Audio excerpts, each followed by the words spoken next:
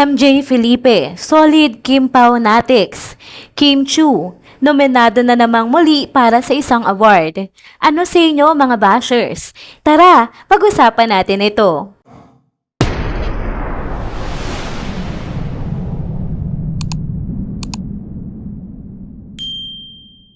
Hello mga ka-trenders! Welcome back muli sa ating channel. Kung bago pa lamang kayo dito, huwag nang kalimutang mag-like, mag-subscribe at i-hit na din ang notification bell para lagi kayong updated sa mga balitang trending at napapanahon. Nagpahayag ng suporta si MJ Felipe para kina Kim Chu at Paolo Avellino. Sa gitna nga ng maiinit ni isyong kinakaharap ng tambalang Kim Pao, partikular na ang kontrobersyang dulot ng di umunoy balimbing na fan ni Kim Chu at ni Paolo, isang sikat na TV host at interviewer na si MJ Felipe ang nagpakita ng matibay na suporta sa tambalang Kim Pao. Sa kanyang Instagram story, binahagi ni MJ ang isang video na kuha mula sa isang performance ni Kim at Paolo sa California, USA, kung saan kinakanta nila ang awiting Palagi. Nilagyan niya nga ito ng caption na My POV. Ang naturang post ay tila isang patunay ng kanyang pagtangkilik at pagsuporta sa tambalan sa kabila nga ng mga ingay at isyong nakapalibot dito. Kilala si MJ Felipe bilang isang respetadong TV host at interviewer ng mga kilalang personalidad sa industriya ng showbiz. Sa kasalukuyan, siya nga ay nasa Ontario, Canada upang subaybayan naman ang tambalan ni Catherine Bernardo at Alden Richards o Kathden na gumagawa ng proyekto sa nasabing lugar. Bukod dito, naging malapit din si MJ sa tambalang Kim Pao na siyang madalas na tinuturing na go-to interviewer sa tuwing may mga press conference o media events na may kinalaman sa kanilang mga proyekto. Dahil dito, kinikilala si MJ bilang isa sa mga pinagkakatiwalaang tagapamagitan ng tambalan sa media at ang kanyang walang sawang pagsuporta sa kanilang karera ay kapansin-pansin. Samantala, ikinatuwa naman ng maraming tagahanga ng Kim Pao ang ginawang pagbabahagi ni MJ Felipe ng nasabing video.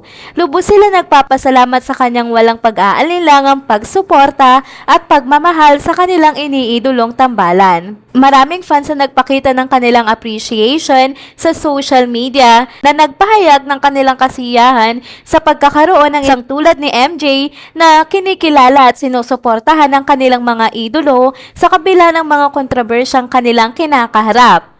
Ang kanyang simpleng pagkilos ay lalo pang nagpalalim sa koneksyon niya sa mga tagahanga ng tambalang Kim Pao na patuloy na umaasa sa magandang takbo ng karera ni Kim Chu at Paolo Avellino. Sa patuloy ng pag-usbong ng tambalang ito, maraming tagahanga ang nag-aabang sa mga susunod na proyekto pa ng dalawa at sa tulungan ng mga personalidad katulad ni MJ Felipe, lalong nagiging matatag ang kanilang tambalan sa harap ng mga pagsubok at intrigang dumaraan. Sumunod naman nating balita ay pag-usapan natin ang nakamit na namang nominasyon ni Kim Chu para sa isang award. Sa kabilangan ng mga kontrobersya at patuloy na pambabatikos, nananatiling matatag si Kim Chu at patuloy na umaani ng mga tagumpay sa kanyang karera. Muling pinatunayan ng aktres ang kanyang kakayahan sa larangan ng musika matapos siyang maging nominado sa 37th Awit Awards sa ilalim ng ABS-CBN Music. Ang kanyang kanta na Miss Ukay ay nominado sa kategoryang Best Novelty Recording, isang malaking karangalan para sa kanya at sa kanyang mga tagahanga. Agad na nagpakita ng suporta ang mga loyal na fans ni Kim Chu. Sa kabilangan ng mga negatibong komento at walang tigil na pambabash, patuloy silang naniniwala sa talento at dedikasyon ng kanilang idolo. Lalo pang umingay ang suporta sa social media kung saan hindi lamang pagbati ang kanilang pinahayag, kundi pati na rin ang kanilang pagtatanggol laban sa mga kritiko na walang sawang pinupunterya si Kim Chu. Isa sa mga karaniwang issue na binabato kay Kim ay ang di umano'y hindi niya pagtatapos ng pag-aaral, isang bagay na madalas gawing punterya ng mga bashers. Bukod dito, patuloy rin siyang binabatikos dahil sa mga alegasyon ng pagpaparetoke. Gayunpaman, nananatiling tahimik si Kim Chu sa kabila ng lahat ng ito. Hinahayaan niya ang kanyang mga gawa at tagumpay ang magsilbing sagot sa mga isyong ito. Depensa ng kanyang mga tagahanga, hindi man nakapagtapos si Kim ng pag-aaral, napatunayan naman niyang hindi ito hadlang upang makamit ang kanyang tagumpay. Sa kanyang pagpupursige, naabot niya ang mga pangarap niya sa show business at nagtagumpay bilang isang artista at maging mga awit na rin. Hindi lang ito para sa sarili niya dahil napagtapos din niya sa pag-aaral ang kanyang mga kapatid at naging breadwinner pa ng kanilang pamilya. Ang kanyang kabutihang loob at magpagbigay na puso ang naging daan upang patuloy siyang nakakatanggap ng mga biyaya at pagmamahal mula sa mga taong nakapaligid sa kanya. Sa bawat pagangat nga ni Kim Chiu, lalo lamang na ipapakita na ang tunay na tagumpay ay hindi susukat sa mga pamantayang tinakdangan ng lipunan.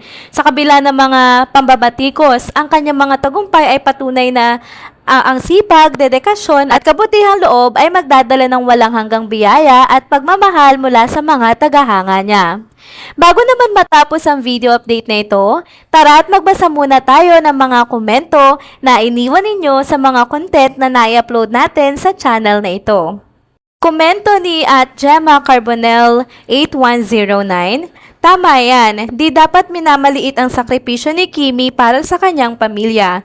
Si Kim, di mo maikukumpara kay Janine dahil yon may kakayahan ng mga magulang na pag-aralin siya.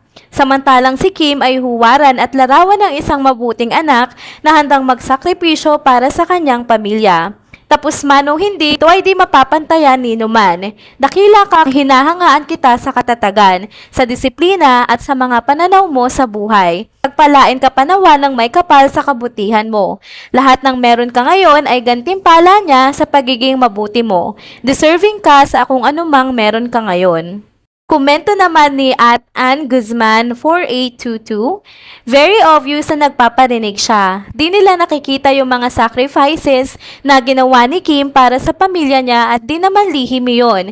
Kwinento niya ang buhay nila noon. God bless Kimi.